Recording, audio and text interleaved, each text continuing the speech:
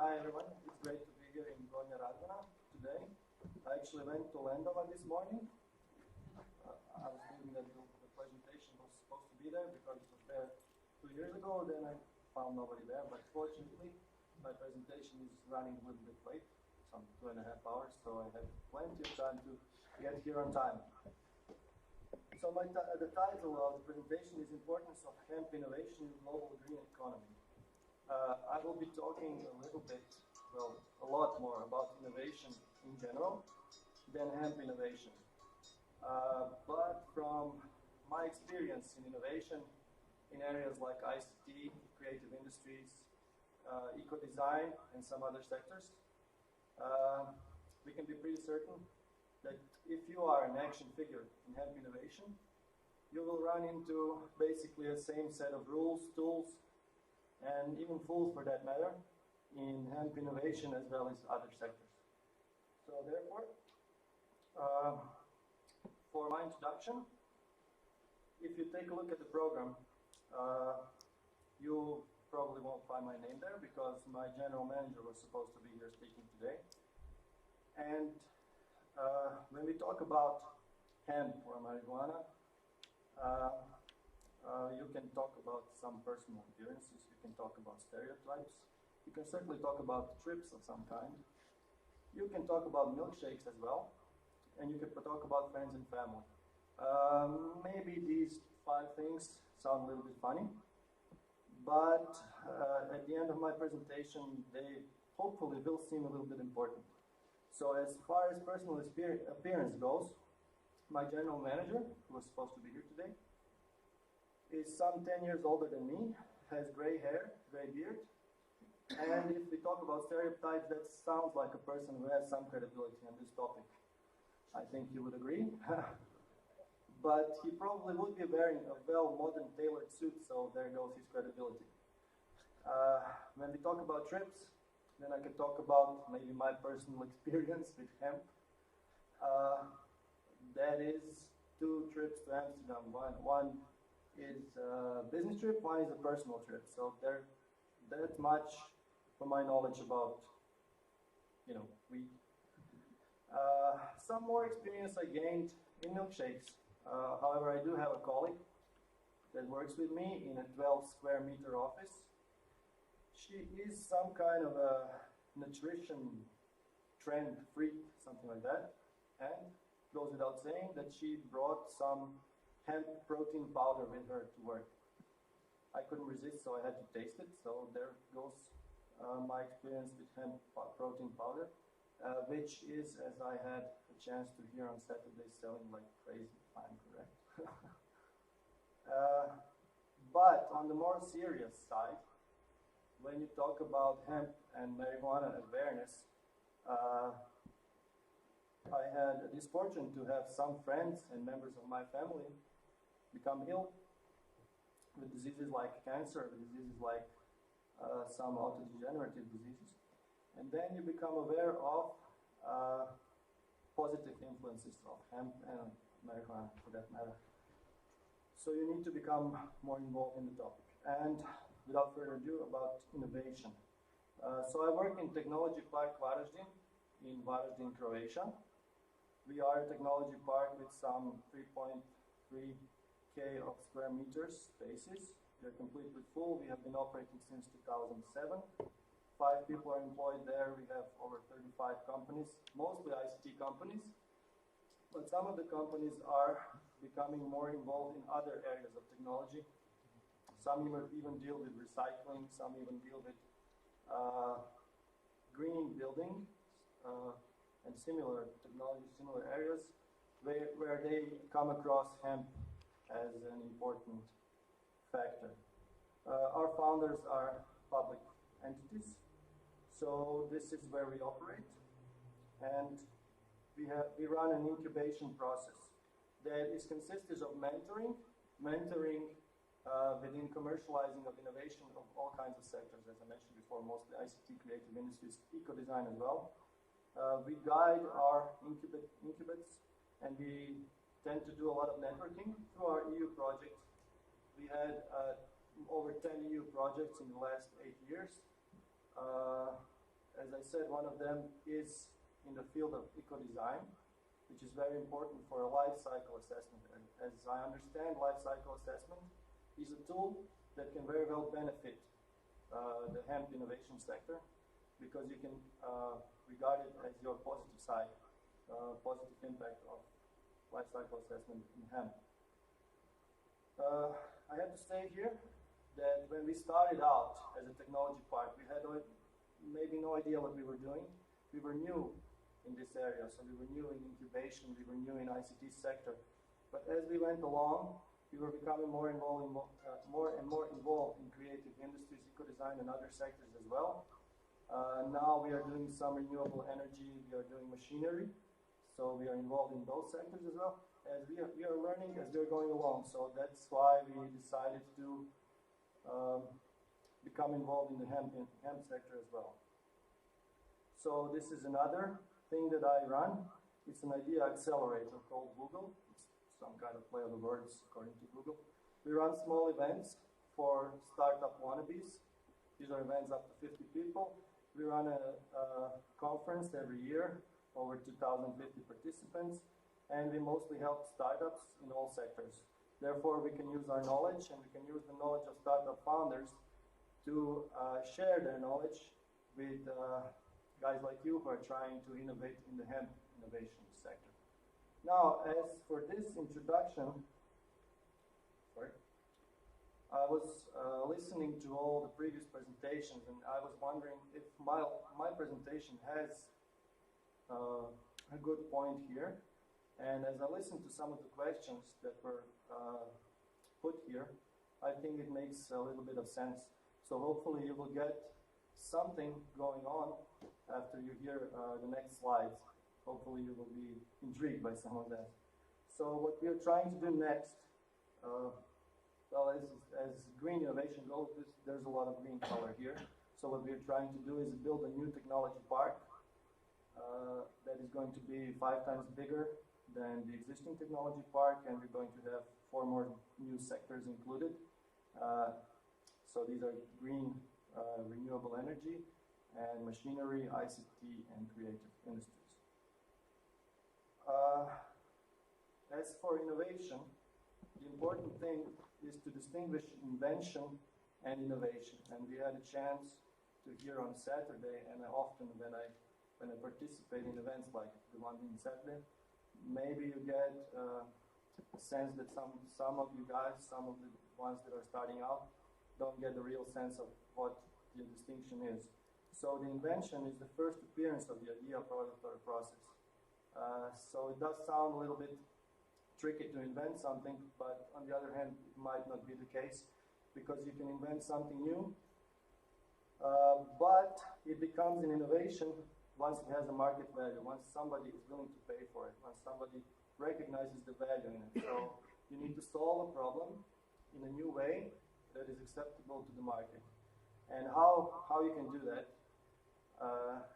you need to look into the things from the very distant past. Now, once you look at this tool goes to, I think, maybe 3,000 years ago, before Open Era.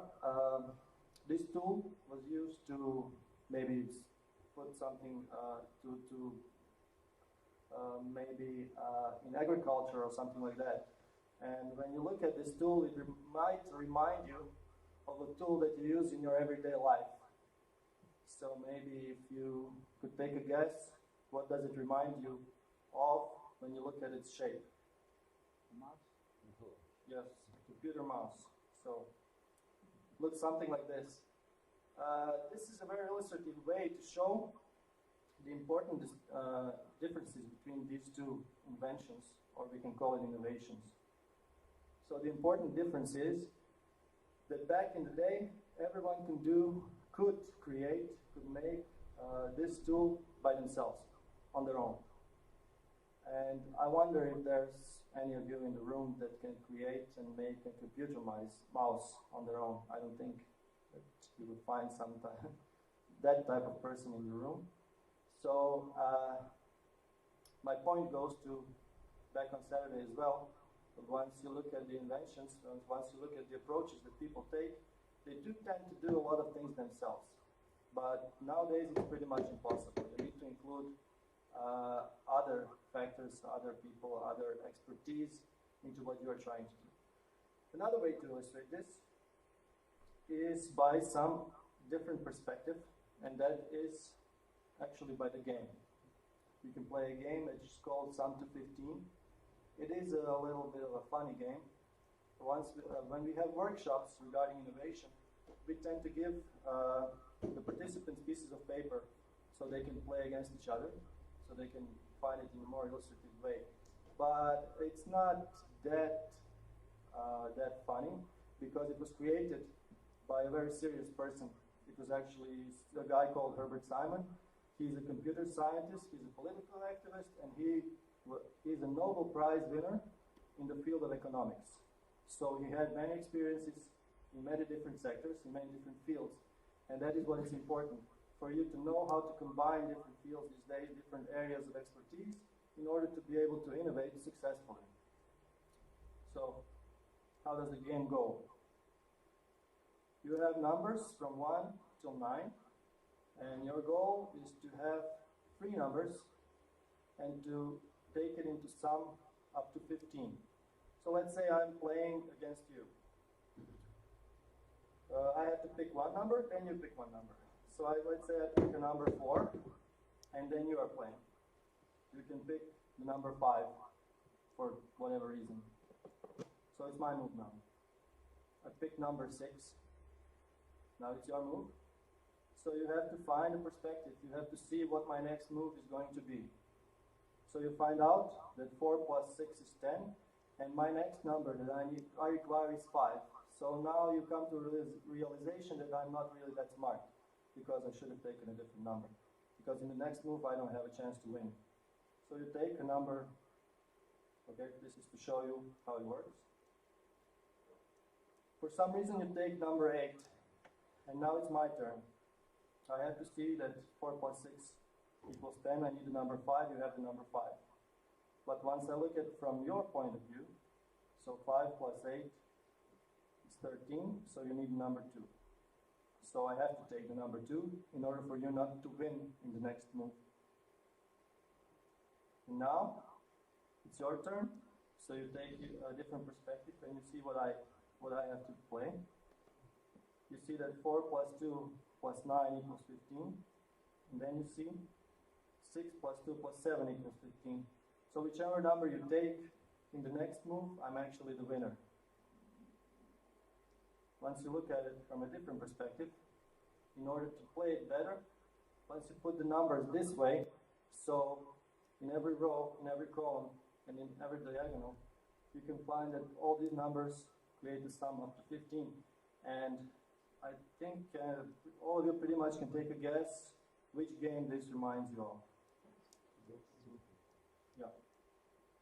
So if I put the numbers this way, I would have been able to more successfully play, or maybe more successfully beat you at this game if you didn't know about it. So what this illustrates is a perspective to innovation. Perspective to problem solving.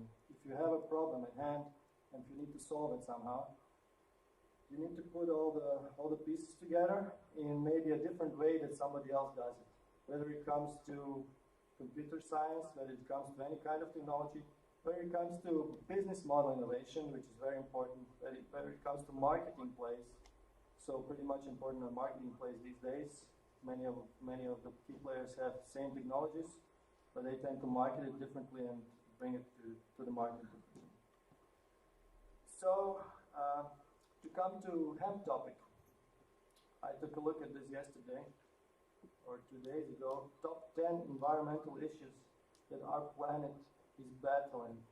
Once you, if you follow the portals of any kind of regarding technology, they tend to have all kinds of top 5s, top 10s, top 20s.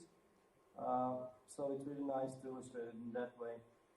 Once you look at it in a glance, you can see that climate change, ocean acidification, pollution, ozone layer depletion, deforestation I think all of you can get the picture that hemp industries, hemp innovation can find themselves in solving these types of problems in some way.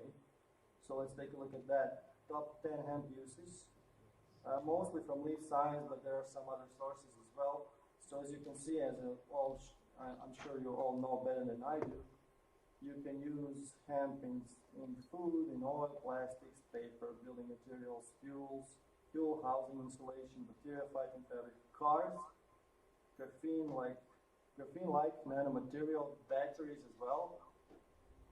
So if you look back on the 10 issues that population is fighting, many of these issues can be solved in one way, in one level, some level, with hemp. Top 10 challenges in innovation, that is innovation in general, not just in hemp. But once I look at some inventions from Saturday, some other hemp inventions, some other hemp innovations that were presented, the ones that I underlined pretty much seem to battle these challenges. So predicting the returns on innovative concepts. Not many innovators even consider this as an issue, so you should definitely consider this. Innovating at the increasing speed of change, organizational agility. You need to have organizational agility. You need to be able to see that among your team. Winning the world by world-class talent. That is actually one of the most important challenges that everyone is battling in innovation. But what this would mean, you need world-class talent in hemp as you look at hemp. You need it as it comes to R&D in hemp, as it comes to technology in hemp, but not just hemp. You need other sectors as well. You need marketing experts, you need innovation experts and other sector experts in order to bring your product to the market. Combining profitability with social responsibility, that's also a key issue once you look at hemp innovation. Finding unclaimed yet profitable market space. That is one issue that is very tough to battle. But when you introduce new cultures like hemp, relatively new cultures, then might be easier than some others. And addressing the challenge of eco-sustainability, that goes without saying when it comes to hemp. So there is a global opportunity, as you all know. I think these sources that I have here are mostly Canadian, so I think the expert that was talking before me should probably know more about it. So convenient, gluten and allergen-free, that is global opportunity. People spending more to regain health, also an opportunity. People taking responsibility of all kinds. Organic consumption growth rate is 20% per year. Awareness of challenges with GMO is also an opportunity for hemp innovation. Evolution to vegetarian and vegan diets as well. So these are all growing trends, and why not follow trends if you have the opportunity? This is actually some kind of a little bit of a diversion. That is continuous to talking about the technology part too that we're trying to build. So we are fighting. We have to be in line with this directive, EU directive. That is just one of the directives that are towards green innovation, towards green awareness, towards eco-awareness. So this is the one that we come to contact with. We have to, if we want to build a new building, that is a new technology park, we have to be in line with this directive. So all energy buildings have to be nearly zero energy buildings, and these are all publicly owned buildings. That is one of the opportunities actually for hemp innovation as well, because there is a bunch of these EU directives. And as we were implementing our eco-design project, then we were cooperating with the experts in eco-design from Austria, from countries like Holland, and they were stating that these regulations are coming our way. So in order for your product to be even acceptable at the market, it has to be, the product has to have carbon footprint equivalent that is acceptable by these regulations. So that's where LCA and hemp innovation comes in hand. How can you do this? By communication, by research, by market development, by administration. So you have to communicate with the governments and amongst each other. You have to do a lot of research, which is very, very hard these days because you need to fund it some way. Other cultures, other competitors have the upper hand here because they can be funded, and hemp in many countries cannot be funded. So these are the subsidies that we were talking about before. You have to develop new markets. Some of the markets, as I'm sure some of you here can confirm, have been developed already for you. So if you can let anyone else do their work, do your work instead of you, and you don't have to pay them to do that, then you have to be smart about it and let that process happen without you being involved even in the process. Of course, you have to fight the administration, but that is I think, covered by all the other presentations, so I will not bother you with that. In all of this, you need to be smart. That is specific, measurable, attainable, relevant, and timed. You need to measure everything that you do, and you need to have a clear strategy. So you are always faced with some problems and opportunities. The problems that I see are small producer base is unable to source funding to conduct necessary research. That is just one of the problems that you are facing. But research has to be conducted in order to present, in order to be able to bring value to the market. An opportunity, on the other hand, consumer demand is trending more towards local, natural, organic, and eco-friendly products. So you can definitely find a niche there. The strategy. This thing, when you say know yourself, that is meant for the research, clinical trials, but not only for that. When I say know yourself, that means that you have to take a look at your, well, let's say CV, what have you been doing until now, and what are your expertise, and what is your knowledge. So you can use that, you can canalize that into new hemp innovation. Once you know yourself that way, you can find strategic partners and you can evaluate them in the same way. Are their competencies, are their capabilities compatible to what you need? That is very important. Also, what you need to do is know your customer. Present them, this is regarding food, present them with the nutritional benefits, and you need to educate them. But once you talk to some of the well-known investors, they tend to not invest in the products that require a high amount of customer education, because they claim that customer education is the most expensive thing that you need to do to present the product to the market. But that goes, I want to continue that thought about regarding what I said earlier. Once you have the chance to let someone else do the work for you, then they can educate their customers for it instead of you. So I think you just need to ride the wave. The important thing here, and I haven't noticed that on Saturday in many cases, is you need to discover factual attributes of the properties, characteristics, and functional value of the hemp plant in order to make substantiated claims. That is, you need to do your own research, and that is, you need to research your competition, you need to research your potential partners, but R&D research and fundamental research need to be made as well. You have to seek out the needs and preferences consumers are looking for in the products. I don't think that's very hard to do, so you need to just gather the data. And you need to communicate in an effective manner how well hemp can satisfy these specified needs. So that's the sort of communication that you need to find. There are, of course, a lot of barriers. If there weren't many barriers, I don't think we would be here today. So public and governmental stigma towards hemp is definitely a barrier, still a barrier. Cost of production. These are the issues like dual-purpose crop economic research. Product innovation as well. That's why they're there as well. And infancy industry stage, so you need to find your niche market.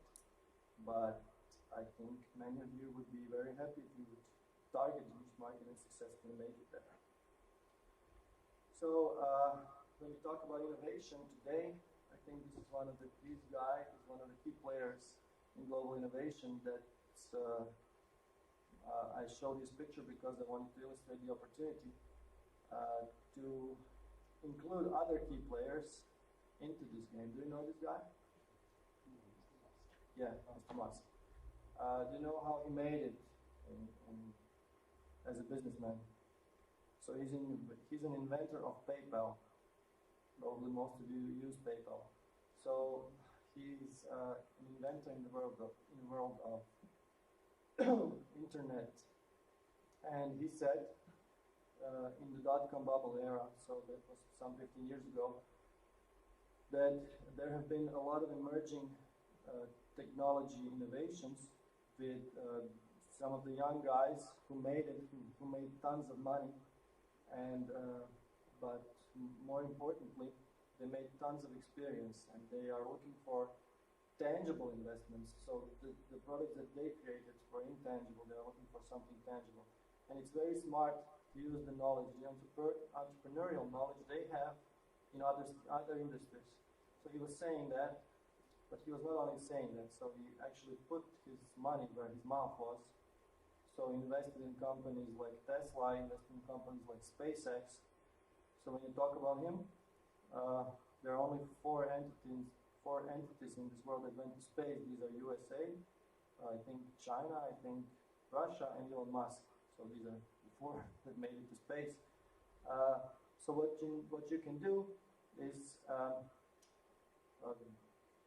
when I was present in this Congress 2 years ago and this year, I think there have been a lot of talk about the enemies of HEMP.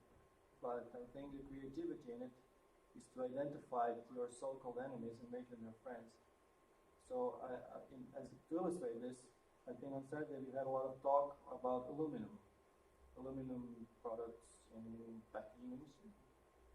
So I think it would be a good idea to bring guys like this into this Congress, to talk to them about it. If they saw the opportunity in new materials, and you just need to know how to speak their language. I think the next slide is about that language. So I think most of you, when we talk about the language, keep this language on the left, that is green economy, recycling, but the language they speak is on the right. So it's also green, but it's dollars. All you have to do is connect them in a proper way, and if you present the real values that HEMP can bring, I think you would have the opportunity to successfully cooperate with them. And in conclusion, I would like to share two pairs of opposite statements, of opposite phrases to all of you. I think you all know them. I think you're all going to agree with all of them, but once you have a look at them, maybe opposite. So I think you would agree that you're never too old to learn. And when you talk about innovation of any kind, you always have to learn. You constantly have to learn. If you want to succeed in the world, even if it has nothing to do with innovation, you constantly have to be learning. On the other hand, you can't teach an old dog new tricks. I think you also agree with that. But maybe the issue here is not to teach an old dog new tricks. You have to identify the dog, identify his tricks, and get to know how to use them in your benefit. I think we would all agree that the pen is mightier than the sword. I think it's applicable here because you need to use the pen. You need to make someone use the pen to make new regulations for hemp usage. Otherwise, you would not be able to consume it, to get benefit from it. But on the other hand, actions do speak louder than words. I think you would agree with that. So you need to act on the things that you believe in, and you need to act on everything regarding hemp innovation that is set up to this point, and you need to identify as well yourself. There have been a lot of questions from the audience after the previous speakers were talking, so I'm a bit scared right now. I don't think I'm an expert on hemp, but I would be very happy because I was listening to the previous lectures. I've been learning a lot. I learned a lot on Saturday as well, and I learned a lot today. But I would be happy to discussed about innovation in general with you, and I would be happy to listen to your point of view on the topic. So thank you very much for your attention. Questions?